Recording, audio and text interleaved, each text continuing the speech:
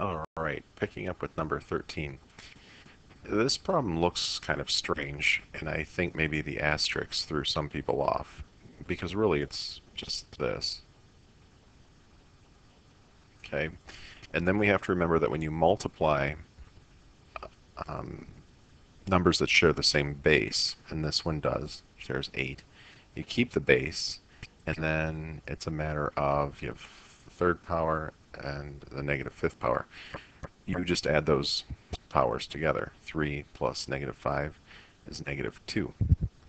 And you're almost done. We don't want to leave anything with negative exponents, so we are going to move that into the denominator, just like we did in earlier problems. It will become positive, looking like that. And then we can simplify 8 squared, 64, just like that. Okay, so when you are multiplying numbers that have exponents and the base is the same, keep the base and just add together the exponents. I guess, again, to think that through, if you looked at a similar problem, say it was just simply, let's not worry about the negatives for a second. Say it was just this. You have to remember that this looks like this. Here's 8 squared. Here's 8 cubed. These two terms are being multiplied, and this is 8 being multiplied twice. This is 8 cubed, so 3 times being factored. That is a total of 8 to the 5th power. You see how you just simply add the exponents. We did the same thing here, but one happens to be negative, and then we just have to deal with that negative by moving it to the denominator. Number 14, now when they're not when they are not the same number, such as this problem here, we actually do have to either divide them or multiply them. In this case, it's dividing. 21 divided by 3 leaves us 7, and division is subtracting exponents. So we have a 3 here, and down below, you're probably thinking it's understood to be 1. So we subtract. When you're dividing, they share the same base number, so we're going to keep that and just subtract. 3 minus 1 is 2, and we're done. Over here, we have a little bit of work to do first. It's not as bad as it might seem. Really, we just have to take care of this. Negative e to the negative 6 is going to move into the denominator. That would leave us with c cubed over e to the positive 6th power.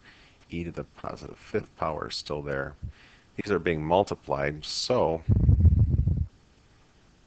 whereas in problem 14 there was division and you're subtracting exponents of like bases, here you're doing just like we've done in previous problems. We're going to add the exponents. Keep the same. The base is the same, so keep it. And we're done with that one. Lastly, scientific notation. Remember, scientific notation format, you need one single digit and then any other non-zero numbers, and it's always times 10 to some power, whatever that might be. So we're going to write this like that. We can only have a single digit in front of the decimal. Our decimal point was right here. It traveled 3, 6, 7 places to be positioned right there where it now sits. So it's times 10 to the 7th power. Again, you want to think about the powers of 10. That's what moves the decimal point because the number system is based on tens. If we had to undo this, you can almost self-check yourself. We 2.34, write it like that, and then move your decimal place 7 places. It's not a matter of adding 7 zeros, it's place value, so move it 7 places.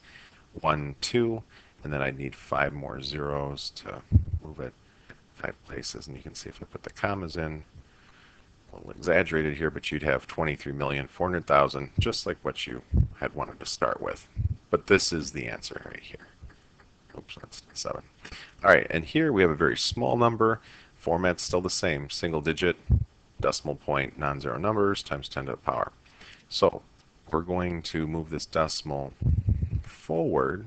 We need to get a single digit in here, so we got 4.6 at that right there, and we move the decimal point 1, 2, 3 places. It's going to be a negative exponent. We need to be thinking about what that means. Well, it's making the number smaller. We're going to be moving the decimal point left. If we were to rewrite this scientific into standard notation, decimal point would be moving back 3 places, making the number smaller. 1, 2, 3 places.